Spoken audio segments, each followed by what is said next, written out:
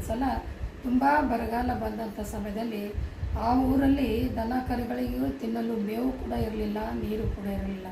ಅಂಥ ಒಂದು ಬರಗಾಲ ಬಂದಾಗ ದೇವರನ್ನು ಯಜ್ಞ ಅರ್ಪಿಸಿ ನಾವು ಪ್ರಾರ್ಥನೆ ಮಾಡಿ ದೇವರು ಕೇಳಿಕೊಳ್ಳೋಣ ಅಂಥೇಳಿ ಭಾಳ ದೇವತೆ ಕಡೆ ನಡ್ಕೊಳ್ಳೋರು ಹಾಗೂ ಯೆಹೋವನ ಕಡೆ ನಡ್ಕೊಳ್ಳುವ ಇಸ್ರಾಯೇಲರು ಬಂದು ಸೇರಿದರು. ಆವಾಗ ಭಾಳ ದೇವತೆಯ ಸೇವಕರು ಅಂದರೆ ಪ್ರವಾದಿಗಳು 150 ಇದ್ದರು. ಆದರೆ ಯೆಹೋವ ದೇವರ ಇಸ್ರಾಯೇಲ್ ದೇವರ ಪ್ರವಾದಿ ಎಲೀಷಾ ಒಬ್ಬನೇ. ಆದರೆ ಅವ್ರ ಉಳಿದ ಸೇವಕರು ಕೂಡ ನಮ್ಮ ಜೊತೆ ಇದ್ದರು. ಆವಾಗ ಅವರೆಲ್ಲ ಏನು ಮಾಡ್ತಾರೆ, ಸರಿ ಯಜ್ಞ ಅರ್ಪಿಸೋಣ, ಆವಾಗಾದರೂ ಮಳೆ ಬರುತ್ತೋ, ನಮ್ಮೆಲ್ಲ ಬರಗಾಲ ತೀರಿ ಹೋಗುತ್ತೋ ನಾವು ವರ್ಷದಿಂದ ಅವರು ಯಜ್ಞವನ್ನು ಅರ್ಪಿಸಲು ರೆಡಿ ಆದರು. ಅವರು ಭಾಳ ದೇವತೆ ಕಡೆಯವರೆಲ್ಲ ಪ್ರಯತ್ನ ಮಾಡಿ ಅವರು ಯಜ್ಞವನ್ನು ಅರ್ಪಿಸಲು ರೆಡಿ ಮಾಡಿದರು. ಎಷ್ಟೋ ಬೆಳಿಗ್ಗೆಯಿಂದ ಮಧ್ಯಾಹ್ನದವರೆಗೆ ದೇವರನ್ನು ಅಳುತ್ತಾ ಕೂಗಾಡುತ್ತಾ ಯಜ್ಞ ಸುತ್ತಲೂ ತಿರುಗಾಡಿ ತನ್ನ ಮೈಗಳನ್ನು ಪರಿಚಿಕೊಂಡು ರಕ್ತ ಬರುವಷ್ಟು ಪ್ರಯತ್ನ ಮಾಡಿದರು.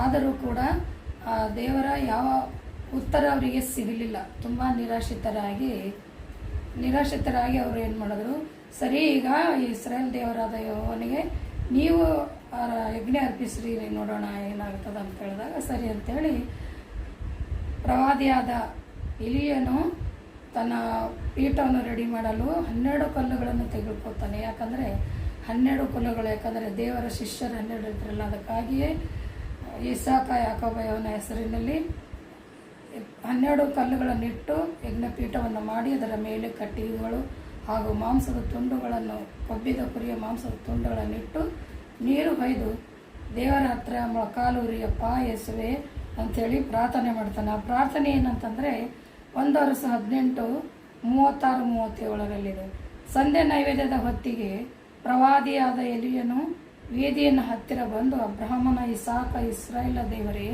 ಯೆಹೋವನೇ ನೀನೊಬ್ಬನೇ ಇಸ್ರಾಯೇಲನು ದೇವರಾಗಿರುತ್ತಿ ಎಂದು ನಾನು ನಿನ್ನ ಸೇವಕನಾಗಿದ್ದೇನೆಂಬುದನ್ನು ಇದನ್ನೆಲ್ಲ ನಿನ್ನ ಅಪ್ಪಣೆಯ ಮೇರೆಗೆ ಮಾಡಿದ್ದೇನೆಂದು ತಿಳಿದು ಈ ಹೊತ್ತು ತೋರಿಸಿಕೊಡು. ಕಿವಿಗೊಡು ಯೆಹೋವನೇ, ನೀನೊಬ್ಬನೇ ದೇವರು. ಈ ಜನರ ಮನಸ್ಸನ್ನು ನಿನ್ನ ಕಡೆಗೆ ತಿರುಗಿಸಿಕೊಳ್ಳುತ್ತೀ ಎಂದು ನಾನು ನಂಬಿದ್ದೇನೆ. ಈ ರೀತಿ ನನ್ನ ಪ್ರಾರ್ಥನೆಯನ್ನು ಮಾಡಿ ದೇವರ ಕಡೆಗೆ ಕೈ ಎತ್ತಿ ಪ್ರಾರ್ಥನೆ ಮಾಡಿದಾಗ ಕೂಡಲೇ ಆಕಾಶದಿಂದ ಆಕಾಶವಾಣಿಯಾಗಿ ಅದರ ಮೇಲೆ ಬೆಂಕಿಯನ್ನು ಆಕಾಶದಿಂದ ಬಿದ್ದು ಯಜ್ಞನೆಲ್ಲ ಸುಟ್ಟು ಅರ್ಪಿಸಲ್ಪಟ್ಟಿತು ದೇವರಿಗೆ.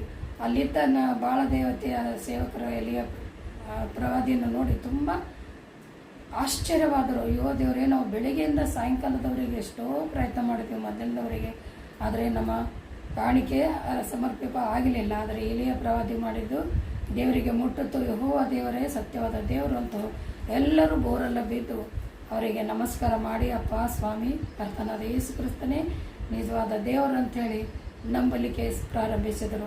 ಅದೇ ರೀತಿಯಿಂದ ಇವತ್ತಿನ ವಾಕ್ಯದಲ್ಲಿ ಏನು ಹೇಳ್ತದಂದರೆ, ಸತ್ಯನಾದ ದೇವರು ಯಾರು ಅಂತ ಸತ್ಯವೇದದಲ್ಲಿ ಅವರವರೇ ಒಳಗೆ ಅವರು ಪರೀಕ್ಷಿಸಿಕೊಂಡು ಅದನ್ನು ತಿಳಿದುಕೊಂಡು ಹೇಗೆ ನಡೆದರೋ ಅದೇ ರೀತಿಯಿಂದ ಸಹೋದರ ಸಹೋದರಿಯರೇ ನೀವು ಕೂಡ ತಿಳಿದುಕೊಂಡು ನಡೆಯಿರಿ ಅಂತೇಳಿ ಈ ವಾಕ್ಯವನ್ನು ಹೇಳ್ತೇನೆ. ಪ್ರಾರ್ಥನೆ ಮಾಡೋಣ, ಕಣ್ಮುಚ್ಚಿ.